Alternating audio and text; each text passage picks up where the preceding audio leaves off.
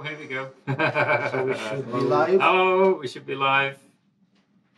Just a few housekeeping things. If you want to type any questions that you've got in the chat box, it should be on the right-hand side of your screen, depending on what device you're on.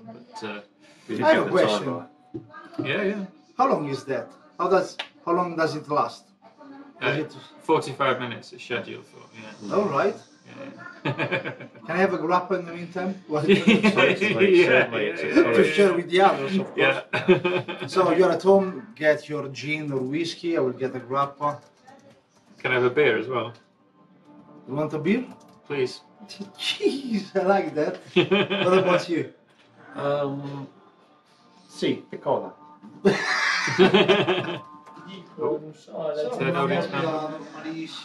Hello. Hey. Just joined us. We are just waiting for Vito with drinks now. Which is a vital part of any webinar. I'm ordering some drinks so we can drink together. It's, you know. Again, if you do have any questions, feel free to type them in at any time in the chat box. Again, that should be on the... Oh, look at this. Very civilized. Yeah. Chin. Cheers. Cheers, everyone at home.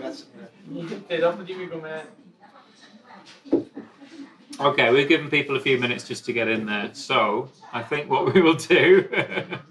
Nice work. If I just go to... switching to screen share. I did my part. Yeah. I got the dreams. Absolutely. I wasn't just to get the dreams. Yeah. Salute. Hey, Thomas. Nice to see you. Good to have you on board. Hello, Thomas. Hi, Thomas. Thomas. From France. Okay, so what we're going to do... actually, Tommaso. Oh, I'm sorry. From Italy, it's Tommaso. Welcome, Tommaso. But with the body language as well. Yeah. Cool. Okay, so hopefully you guys are familiar with where the chat box is and to drop any questions in there. Not Tommaso. Apologise. We don't want to sorry. Okay, so you should be able to see the first slide, sort of live from Trentino. You'll see on your handy map there that we're sort of towards the far north end of Italy, in the Dolomite Mountains. We've got Vito Rubino with us. There's John Pearson joining us for the first time in these webinars, if you've been on one before, and myself, who you're probably more than sick of in terms of seeing my face talking about these things. So the region that we're in is actually, we're not just being too cruel and dangling it in front of you without any chance for you to partake in this sort of thing yourself.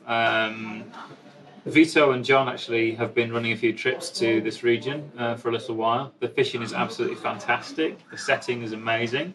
And a lot of it, I'm going to say as well, the actual ethic of working on the catch and release and the reserve areas is a big deal. So everything started in this region where this region is famous for the skiing facility actually. I hope you can hear me from here. Anyway, I'll keep on going. Thank you, Glenn. Thanks. But all of a sudden they said, hey, what are we doing for the summertime? Because, you know, there has been a nation doing a marketing out of it, let's say, promoting, like, classic example is Slovenia. And, you know, in Italy, we always had same kind of waters. So every time, and I'm honest, every time someone lands in Italy to go fishing in Slovenia, Slovenia is a great place, wonderful. Thomas, we have a problem here, but we can become friends. Mon ami.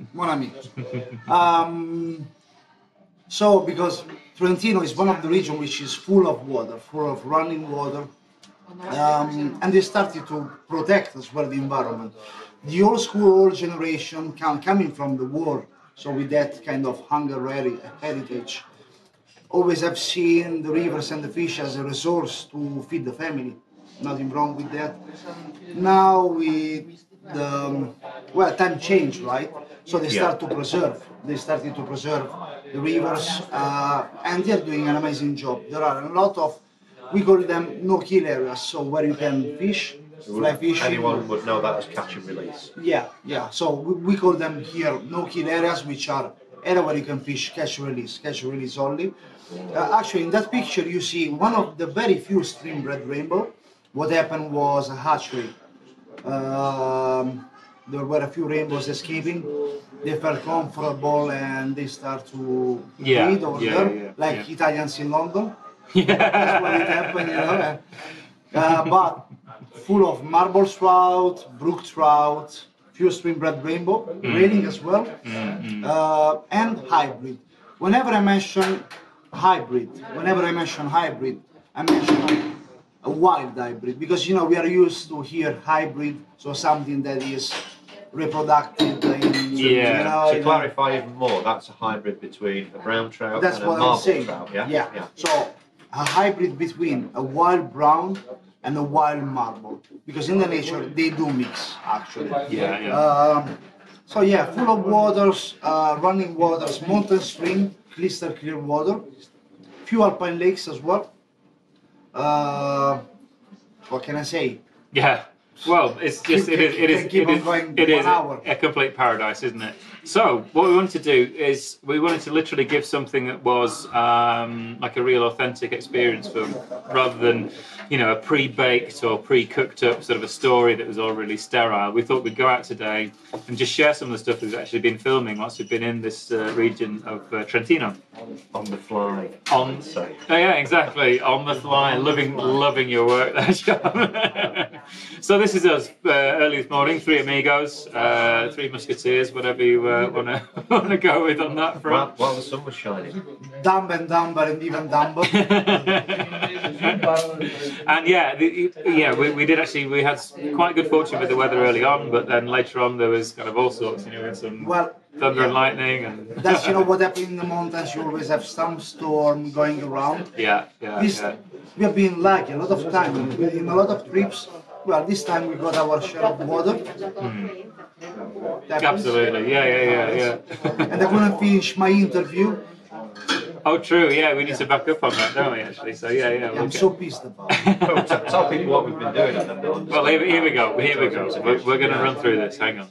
So today's story. So the area that we're in, it's actually got all kinds of interesting sort of features. There's wild horses. We saw donkeys today, which is a new one for me in that area. And yeah, there's obviously kind of herds of cows that graze up there as well, and it is a really idyllic setting and quite an interesting sort of environment. That sort of high mountain alpine sort of meadow. Yeah, exactly that. And to be fair, the conditions you find there and the techniques that you can use, it's so similar to Japan as to be almost the perfect training ground. If you ever, if you get really good on these rivers in Trentino, you'll have absolutely no problems at all going to Japan and just rocking it with the native fish that they have out there. And so, yeah, we're here to film some stuff. So hopefully, particularly for the Patreon members, you'll be seeing quite a lot of stuff coming out of this. John getting busy there. Successful early doors, did pretty well. Again, grudgingly sort of, praise given, even though it sort of pains me to do so. But the great thing is that Vito he's got a professional cameraman background as well. So we've actually got two cameras on most of the things that we've been doing today. And that's just a real luxury. And the great thing about that is we can really share the experiences that we have with you guys at home. And so, yeah, just Vito getting a nice close-up shot of a brook trout, I believe that one was. Actually, about this background, we can say that is a very unique environment, the spot we went in today, because what you can see in the background is not an actual alpine lake.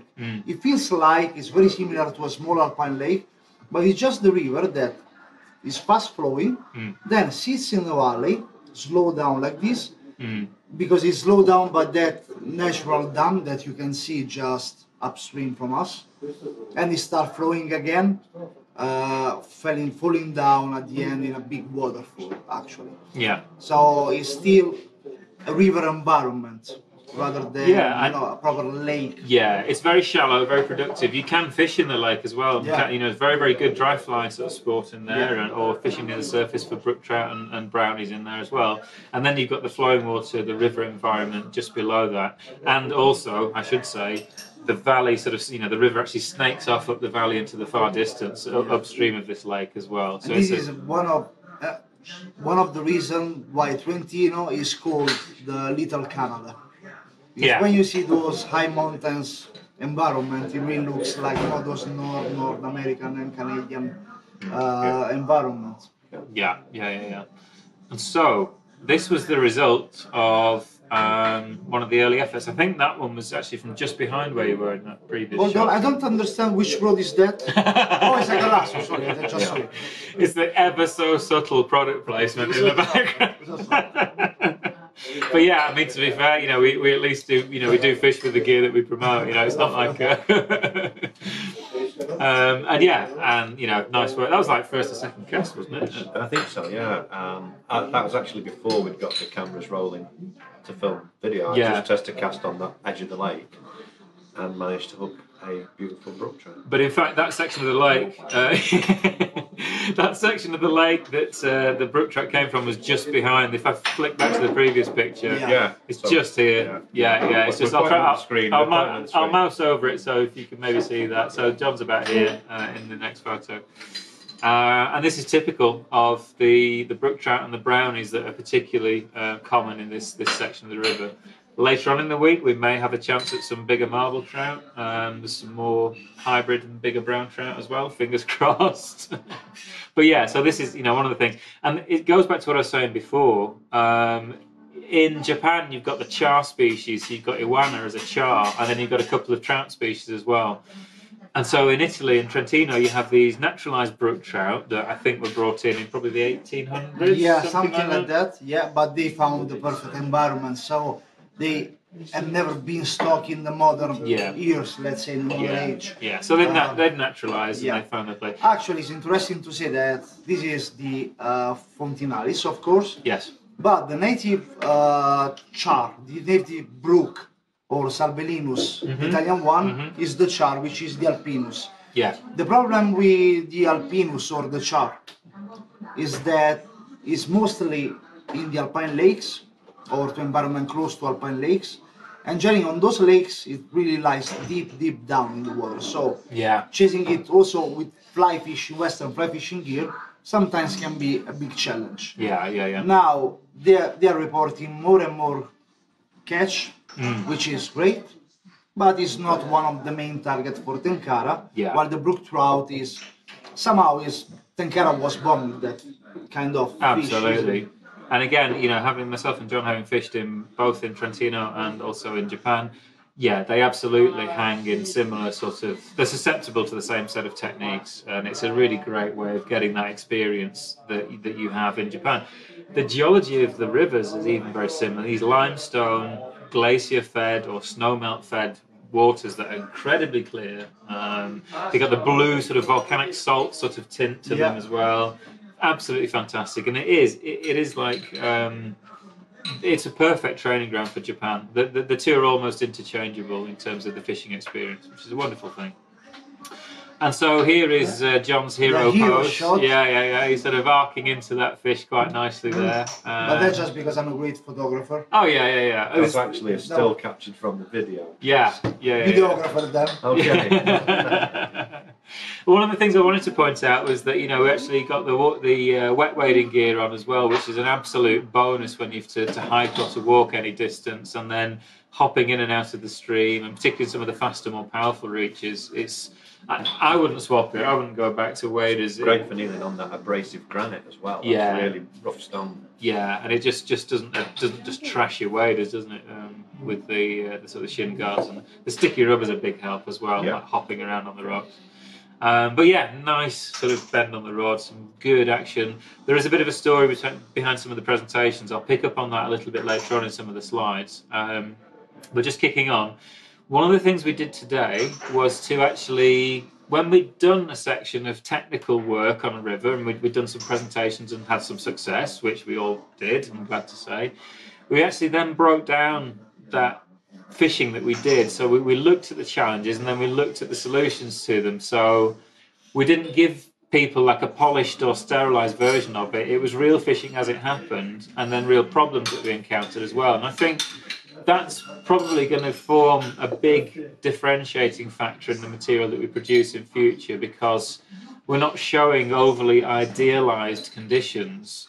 We actually fish through and tackle proper fishing challenges and then show the workings behind that. So we give you a really good look behind the curtain. So again, particularly people that are hooked up on Patreon will see a lot more of this content coming out, where we do sort of break these things down and give, you know, the unvarnished truth about how you sort of tackle these rivers and how you overcome the problems.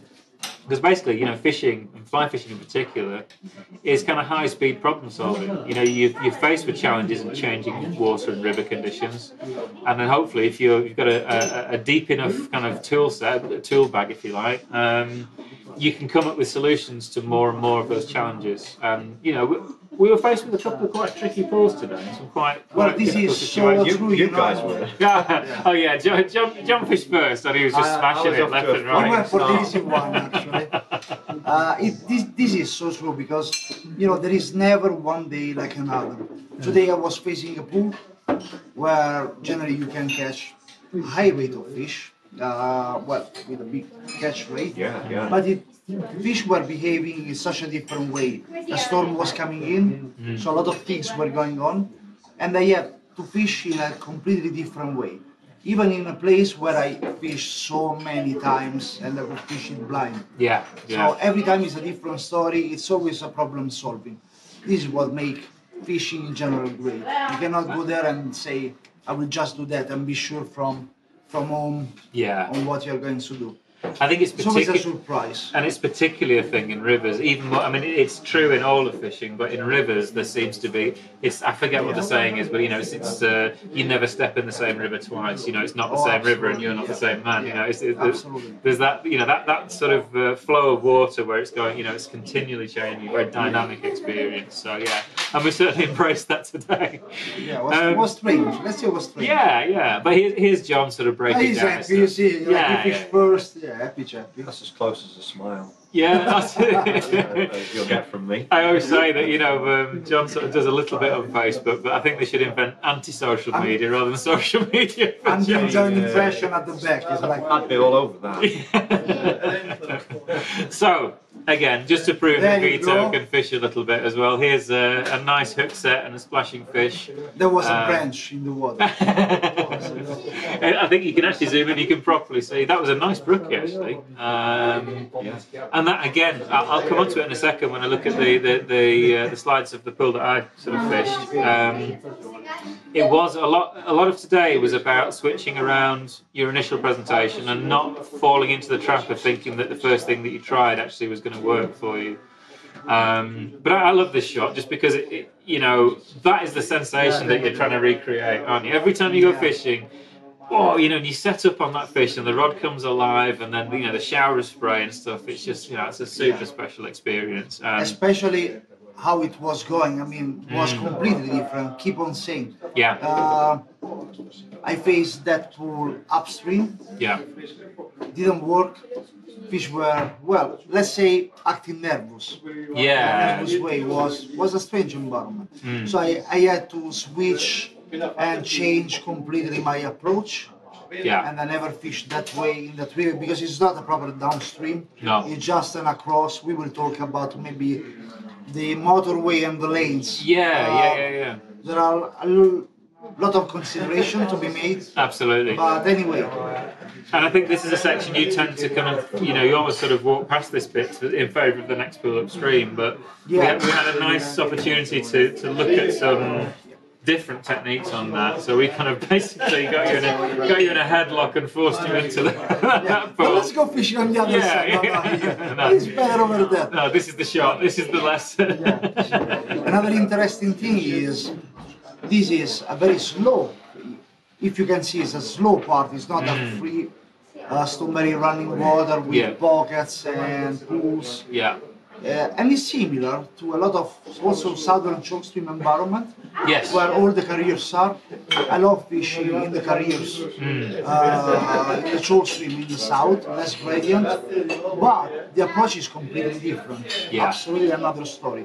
And I can say that also that environment, even if at the very beginning can can be challenging because it's not what you're used to, taught me a lot. Yeah. And every time you fish a different kind of water, like today, I learned a lot from this water. And every time you bring something back, and you add it on the puzzle of your technique. Absolutely. So yeah.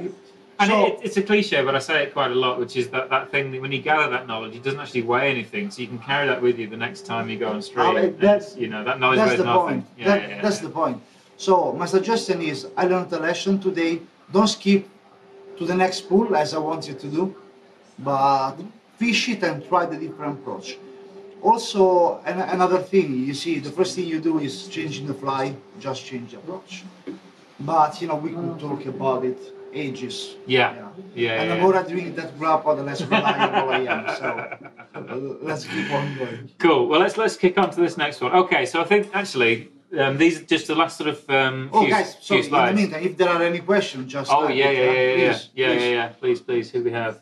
Knowledge weighs virtually nothing. Yeah, nice. Gives me a headache though. So does grappa. Yeah. Well, yeah. So listen, actually, I've just made that correlation for the first time. I've been doing it wrong. Already so true. West Nordin to bring in the backpack with you. You're absolutely right. Yeah. You're absolutely right. So I think what I'll do, I'm going to kick through these last few slides for a second, and then we'll maybe come out to us again, and then have a bit more discussion about what people want to sort of hear about as well. Because can we talk about me a bit more? Of course. You can sit in the middle. So my story, the sort of take home, the lesson, if there is one from today, it wasn't quite the smallest fish today, but I think it was the second smallest. I think I got the record for the smallest brook trout out of everybody that was fishing today. But for the section of water that I was tackling, we were wanting to show an approach on different sort of kinds of water. And again, we did this breakdown where after the fishing happened, we came out and then actually walked through and analysed it. So, hopefully giving you the best messages, the best lessons out of our experiences. And the thing that I was looking at particularly today was this glassy, flat, very spooky, quite low water conditions. But again, almost similar to what you were saying about the carrier streams and the chalk streams, it's slightly atypical. Not the most sort of typical thing that you think of when you imagine Tenkara water in a way. Well, it's different from the perspective of where a trout could lie and hide. Yeah. So it's less sight fishing. Yeah, absolutely. But yeah, it's similar for all the rest. Yeah, and I think the idea of needing to have that stealth and not having that disguise of the fast water curtains between you and the fish is a big thing, isn't it? And I think, just to run you through the thought process and the problem-solving process that I went through on the section that I was fishing, I started out using the same rod, line and fly that John was using so successfully just a few tens of metres upstream. But in that pocket water and the faster broken current that John was encountering, the fish was slamming that fly as if there was no tomorrow. It was some great fishing, really good fishing experience. I mean, you couldn't actually hide the enjoyment as well, despite your best effort. Yeah. But basically, long story short, I had sort of a dozen drifts through. Absolutely no response, and there was the odd fish actually rising and feeding. So it wasn't that there were no fish in the pool; it was that whatever I was doing was absolutely wrong for that. So very quickly nipped that off, and then went back onto the fly that had worked so well for John, and the same line, the sort of the orange line that was visible to the camera and is very good for guiding accurate casts into the spots that you want to fish. Dropped that through. And within a fairly quick succession, I had sort of 2 swirls at the fly. But both of those times when I tried to set up on it, it was just an absolute fresh air, sort of no resistance on the hook set at all. And I kind of got the sense that they never really got a good grip of the fly. If anything, they maybe turned away at the last moment before actually grabbing it. And so I wondered, and this is the lesson really, in those flat, spooky clear water conditions, actually going to a more drab casting line, perhaps that sort of held some secrets. So switched onto a drab casting line and actually even dropped the size of the fly down so it was even sparser than the first sort of stiff hackle fly that I was using. And then fairly quick succession, had a couple of fish, missed another one, and then that seemed to be sort of the answer in that flat water. And then just to almost kind of finish that off, when I moved up into the more broken water at the head of the pool, had a few drifts through with that sparse fly, didn't really get... okay, we've got a question coming through. Okay, so in terms of drab line, instead of the bright orange line that we were using at first, it was like a pale olive sort of a colour, so a very subtle green, natural green colour. So not like a willow one. Yeah, exactly. So not a bright green at all. It's this very, very almost camo sort of colour. Think of fly lines. You know, a lot of people on reservoirs fish orange fly lines. Yeah. Most river anglers fish a more stealthy colour. Yeah. So it's just about using that stealthy colour in a Tenkara level line. Yeah. And I think as well, if you want the chapter and verse on it, I think it's a Valcan line. Valcan applaud number 3.5. It's only available in 2.5, 3.5, and 4.5. I actually had a 2.5 on just for... the 4.5 is a complete waste of time. Yeah. If you need 4.5 and stealth, there's something going wrong somewhere. Yeah. I've just noticed as well, before Vito comes in, just noticed there's a couple more people in as well. So if you do want to ask your questions, if you locate the chat box on the right-hand side of the screen, you ought to be able to drop in your questions and we can respond to those in real time. So yeah, Vito. Sorry. So yeah, it was a matter of the color.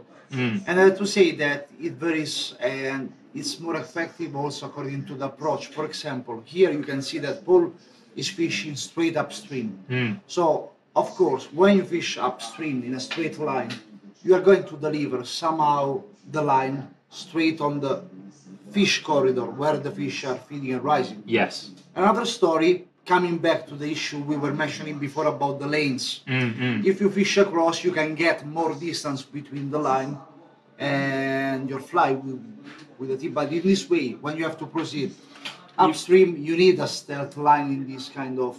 That flat water, yeah, because the line will pass over the head of the fish. Whereas if you're off to one side, you can just pass tip it over the fish, which is much more stealthy. Yeah, when it's that clear, whatever angle you're at, there's a chance of a flash of colour. So on really slow flowing flat water, a drab line will get you more fish quite often. Yeah, and that makes a lot of difference in... Well, now I'm confused because I would say our water, but in UK, for example, in the shore stream makes a hell of a difference. Yeah. Being stealth rather than, and we experienced that we were fishing on the Kennet. Also, a couple of friends came over on a Tenkara day, and over there the fish, is sight fishing, not a lot of place to hide, not for the fish but also for the angler. Yeah. So it's all a matter of being stealth. Yeah, and I think just to pick up on Glenn's question there, honestly, from my own personal experience, and the other guys can jump in as they wish, but I think when I'm holding sort of a lot of the line off the water, I haven't tended to need to go there, but if I felt that was the only thing left that the fish were then spooking off, then I certainly would. And a very good way of doing that is actually taking a blade of fresh grass, of a kind of a flat leaf grass that's got the little fine teeth on the leaf, and just fold that over the tippet and stripe it over it. Yeah, it is like a very, very fine sandpaper. Yeah.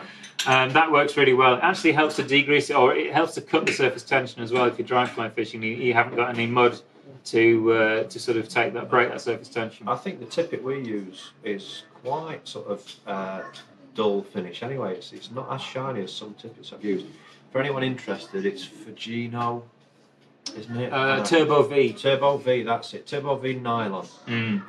Usually in 0.8 or 1.0 on the Japanese scale. It's quite difficult to get hold of, and it's quite expensive for nylon, but it is by far one of the best lines. Do you know where it shines? If you pardon the pun, it's if you get a wind knot in it, it's still basically as strong as full filament. Put a wind knot in it and try and sort of pull that wind knot for a break, and it feels the same strength as without a wind knot. It's amazing. Yeah, and you can cinch it down so that knot's pretty much the same diameter as the line, and it still seems to be strong. It might also happen that you are fishing with a nylon tippet and you want to deliver the fly a bit deeper, for example. Yeah.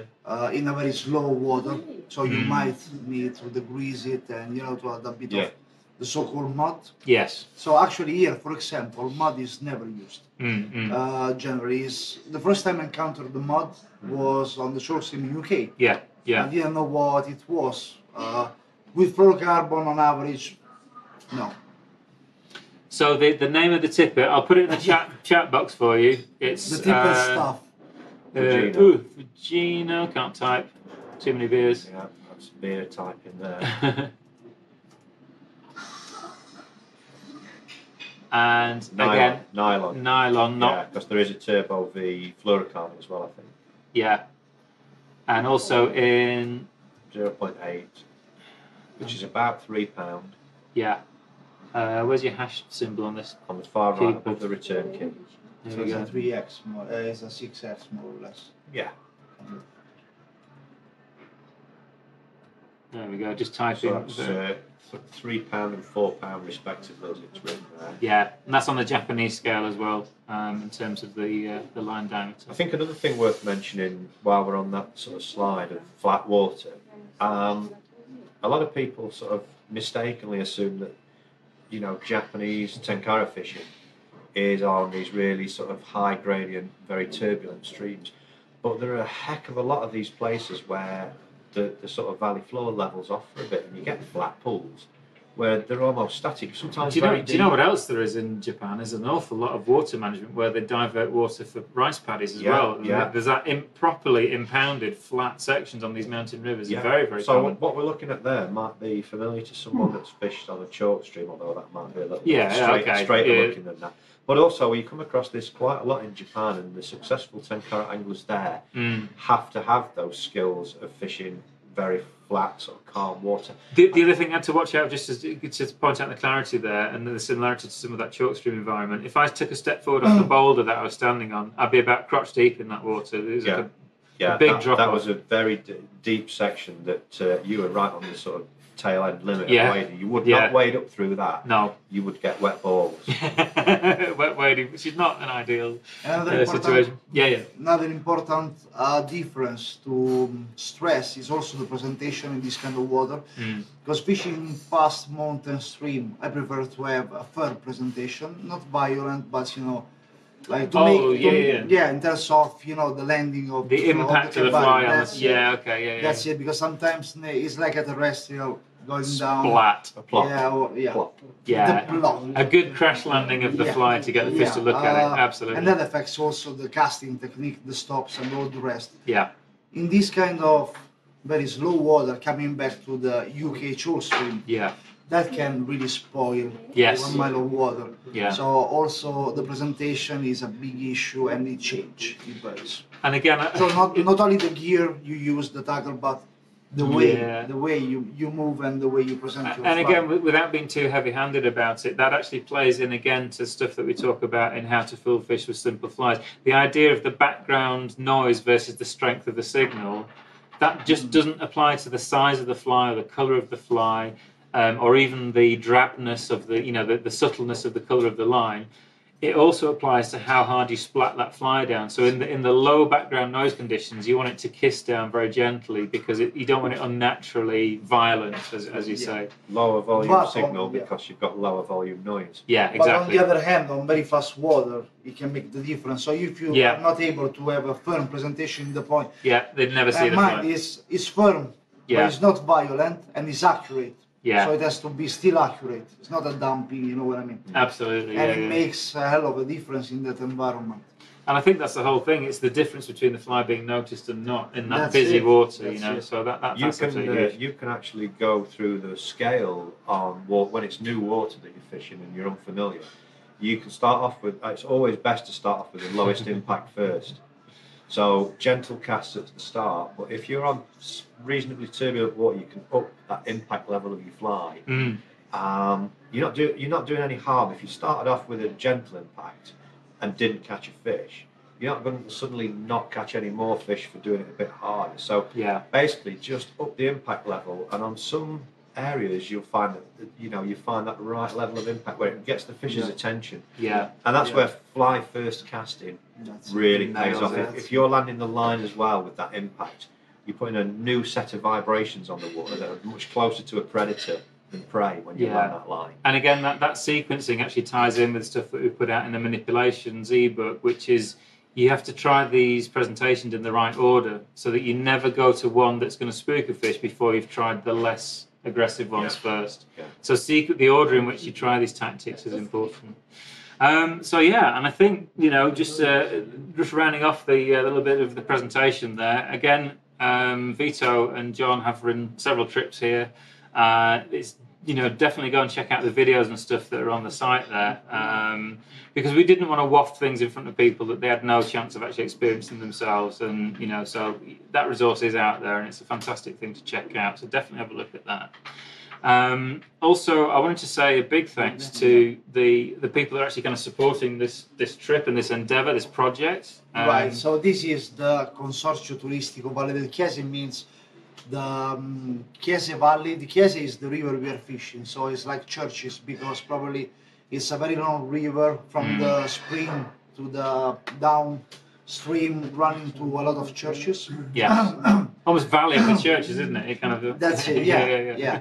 And this is the tourist board. They are doing a lot of effort in preserving and helping the tourism. I mean, the fish tourism in a more conscious way, combining catch and release, combining environmental projects like there are also institutional hatchery to preserve and reinforce the marble wild stock. Yes. So they do also electrofishing in the tributaries to check the situation. I mean, I'd like to give a big shout out as well to Christian as well. I mean, if you can find him on Facebook as Christian No Kill, and he's really been a driving force, behind setting up this really well run, really very, very dedicated reserve for catch and release fishing, which is a fantastic With Christian, we started 4 years ago to do a Tenkara event. Yeah. And it's got, well, let's say bigger, I mean more friends. So it's a way to share Tenkara and to spread Tenkara in one of the best environment for Tenkara, actually. Absolutely. But also to help and preserve this heaven, because for me it's a second home. I don't come from this area in Italy. I come from the Apennines, which is a mountain range in central Italy. But here I found my second home. So it's really. I mean, it's beautiful. It's only my second time here, but I mean, John's been a few more times than me, and obviously yourself as well. So yeah, it's just a fantastic environment, and it's a credit to the people, the Fishery Association, that actually kind of preserve. Because a lot of time we also talk about fishing business, but people don't realize how much effort, a lot of volunteering as well. I mean, they don't do it for a big turnover of money, just to preserve what they have. It's a passion project for sure. Yeah, absolutely. I think as well as kind of revisiting that lovely little fish that was the first one to grace the camera today. It's a nice start to the trip, definitely, and hopefully we're going to. We're definitely going to work our asses off in terms of shooting as much informative information that we can throughout this trip. Again, actually, I know the people that I'm talking to right now, I'm sort of preaching to the choir a little bit, but anybody who isn't already on the Patreon list, this is a bonus seminar or webinar on top of the regular program that we have. But obviously, we'd be delighted to share as much as we possibly can with these online events, and to take the questions and answers. So, massive thanks both for supporting this particular broadcast, live from the bar in Trentino.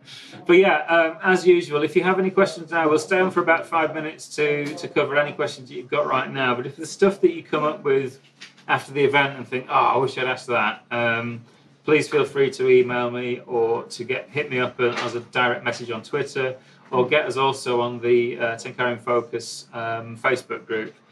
Cheers, Tony, for tuning in. That's amazing. Good to see you. And do feel free to drop any questions in that you've got. I think I'll shut up now, and then if anything else comes through in the next sort of 3 or 4 minutes, we're very happy to answer it. There we go. So we have this for you. So someone asked we missed this one. How many fish did you catch on that day? Well, we have to say on average, Trentino has an insane catch rate. Last time, what was the average catch rate of clients? We took 3 people in 1 week, and then the following week we took 3 people again, and the 3 clients caught between 50 and 70 odd fish. I just had a very short session of fishing, maybe 20 minutes, and caught about 20 fish. If you So you can get about. he said 20, so probably they were 15, 13, but still it's a good number, isn't it? Yeah, I try and keep an accurate count. I'm saying the number over and over in my head, so I'm going like, right, I'm on 5 now. Oh, actually, do you know that? Now I'm on 6. I'm on 6 now. They don't know the Italian way of counting, actually. Oh, of course, yeah. You so Paul has to ask me, how many fish did you catch? So, John, how many fish did you catch? I caught 20. Yeah. How many did you catch, Vito? 21. So that's the Italian counting. Yes. And whatever the other guy caught, plus 1. That's 12. So yeah, and I mean to be completely fair, it is really nice environment. To be completely fair, we did spend quite a lot of time analysing what we'd done as well, jumping in and out and setting up the cameras and things. It actually slows the pace down quite a lot. In terms of minutes actually fishing on stream today, we were out from maybe 10 a.m. We had a bit of sort of documentation to sort out for the first day, didn't we? Yeah. So we were out from maybe 10 a.m. and we were reined up about 3. And in that time, We had lunch as well. yeah, we probably got about 20 minutes fishing each. Yeah. So 3 guys, 20 minutes fishing each for a whole day. So filming is really time consuming because we have to talk about it as well. Yeah. That's it. Well, What is really interesting to say about the catch rate is that those kind of streams are the perfect example where when you do it right, you catch a fish. Yeah. Where you don't do it right, for example, we were mentioning Flapper's presentation.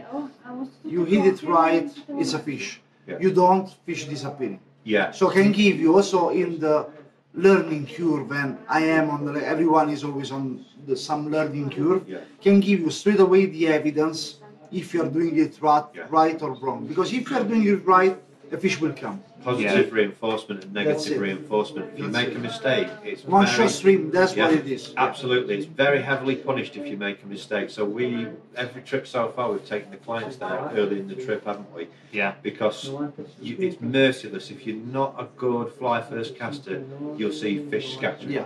They just disappear, and you'll have to move and fish somewhere else. Also because a couple of fish get spooked the other one, we call them the sentinels. You've got to leave at that point and just move upstream to the next bit because The you've blown beauty it. is it recovers, so you can come back later in the day and fish again. Yeah. But for that hour, you've basically ruined it and you've got to move. But the moment you get things right, it's a fish. Every time you do a correct cast, there's a fish comes to fly. You may not hook every fish, you may not land every fish, you may not, you may not even get a complete connection where the fish comes up and you strike too soon because the water's so clear. You can get ahead of yourself and be lifting before the fish has even properly got a hold of the fly. But you will get attention to your fly every time you do something right. It's tremendous. So it's a great question. I mean, are they fish spooky in terms of human presence? Actually, they are, but they can react in 2 different ways. There are the wild fish in the remote area that when they see a human, they just run away and hide. And those are the best one for me. Because at least you know that you spook them. Yeah. There are other kind of fish more used to human presence can happen. When you've got a footpath or a tourist attraction. That's it, like hikers and stuff like that. They don't move, but they don't fit. Yeah. So those are, for a Western fly fishing perspective, the one that can empty your fly box. You end up opening your fly box, throwing inside, saying, well, you choose. But it's true. It's true. It's a true story. So they just don't fit. So it's from a sort of behavioural ecology point of view, it's 2 different profitable strategies. In a remote area, the likelihood of disturbance around the stream being a predator is quite high. Yeah. So you only get to make that mistake once. So the profitable behaviour there is to bolt for cover. Whereas in an area where there's a lot of presence of humans or animals like grazing animals and things like that, it's quite unprofitable to bolt every time there's a disturbance. Also horses, I mean, So if you were to bolt every time there's a bit of disturbance, you'd expend all your energy running for cover and never feed. Whereas if you freeze, it's relatively sound behaviour if there's a predator. A pretty good camouflage. Yeah, because you've got good camouflage, and if you don't move. And this is what you see on chalk streams a lot. You'll put a splashy cast over a fish, and you don't even realise it's spooked. But that fish has got its sort of alarm system raised, And so it's going to stay exactly where it is, but if you put a perfectly presented fly over it, he's not feeding now. And people will go through every fly in the box thinking, oh, it's smart, this fish. You spooked it. Actually, I'm glad I made you laugh, but you know, it's true story. And I'm 5 boxes. And you will get anglers that recount stories of, oh, I tried this fly, and I tried this fly, and I tried this fly, and then I tried this fly. This fly was the fly that worked. No, what actually worked was you kept changing flies and giving the fish a rest, and eventually it went down from DEFCON 1, being spooked, actually went back to being fairly comfortable and came back on the feed. So it doesn't just got merciful, and you understood that you could have stuck with the move, fly that you so cast in first, and you would probably have caught it if you just rested. Just rest that fish. I agree. Also, because you know, one of the things we always mention in Tenkara is before changing the fly, there are so many things to do before just changing the flies. So many Thomas things. has just made a great point. Change of fish. We talk a lot about encounter range, where you're looking to put your fly across as many fish as possible. I don't want to get too. But I do get the one that gets stuck on the fish they want to catch. I do solve the problem. I do get it because you know it's a challenge somehow. If you've got a prolific stream and you're looking to have a day where you know, if you want to catch a few fish, if you put your fly over an area that looks fishy 2 or 3 times, if it's big, it's hard to move on. Fish Tenkara your feet, nice learn, My philosophy is that 2 or 3 casts, if they don't like it, screw them. I'll find some that do like it. And it's as simple as that. Just keep moving forward. You're not good enough for me. There's a great analogy with American bass fishing, largemouth bass fishing. They have something called, the competition dudes have this thing called pattern fishing. And what that means is there's certain patterns that they'll fish. They don't mean fly patterns. What they mean is a pattern might be running a crankbait over a 12-foot drop-off for some of the bigger fish. That's one pattern. Another pattern might be fishing, fishing soft plastic baits in amongst stick-ups, you know, the bits of vegetation that sort of stick up and dead sticking it. So you can run these patterns, and there's different cohorts of fish that will be feeding on those things. So what you can do is you can run through a river fishing one pattern, and then change your rig and work back and actually fish the other pattern to pick up the fish that you've missed in that one. And that's actually a better way of getting your encounter rate up really high, whilst not continually swapping backwards and forwards between the 2 different rigs for the different patterns that you're fishing. It's a good way to fish if you fish with a friend as well. We'll often take 2 completely different approaches, and it's something I've done a lot. And you kind of hedging your bets at the start, but it can end up being profitable for both of you, because one's picking up fish in a certain way where the other's just leaving fish behind. So you might say, I'll fish up this side where there's more streamy water or whatever, and the other one fishes up the other side where it's a bit slacker. So you can do that on your own, but if there's 2 of you, you can cover that same water and basically get double the results. It's the information that you're gathering as well, isn't it? And just accept that sometimes you're going to be on the poorer tactic. You may both end up on the same tactic. You know, you find one that's working and you cave in, basically. Well, it may be that if the other guy's got something that's working and yours isn't, you'll try something different that's not his way and see if you can improve on it. And that's happens. Back to those sliders ideas. You can different ways of skinning. That happens often enough for us, doesn't it? Where you think, well, he's doing okay on that, so let me see if I can push it further. I'll scrap what I was trying before, try something either even more extreme or even more subtle. Just anything, as long as it's not what the other guy's trying. Just to learn more. Yeah, that's absolutely it. Listen, guys, I think unless there's any more pressing questions, we've probably kept you for long enough.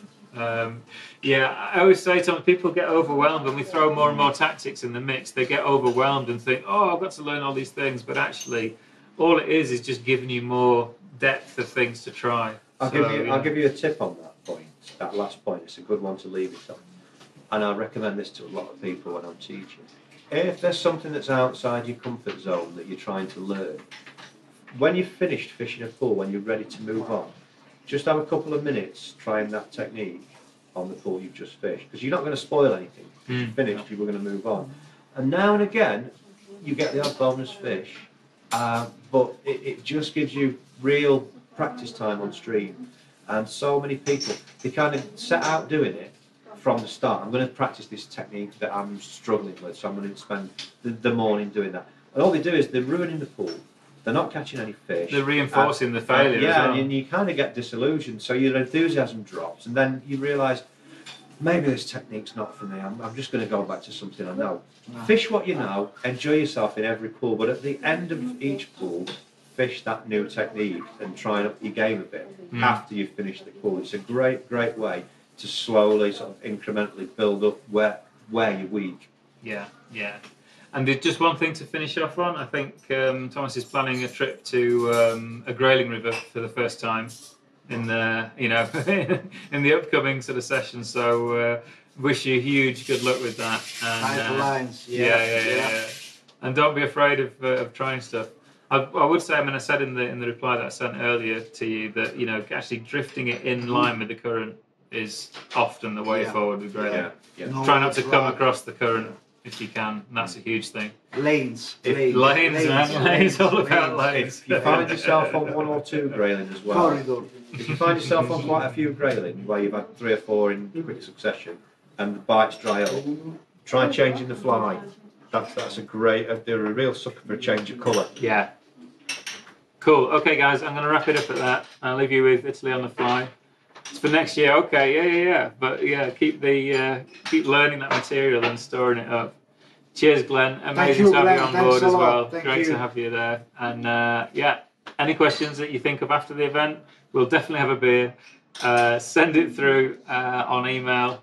Awesome. Thanks for checking out the links, Thomas. Thanks, guys. We'll catch you all soon. Cheers. Ciao. Arrivederci.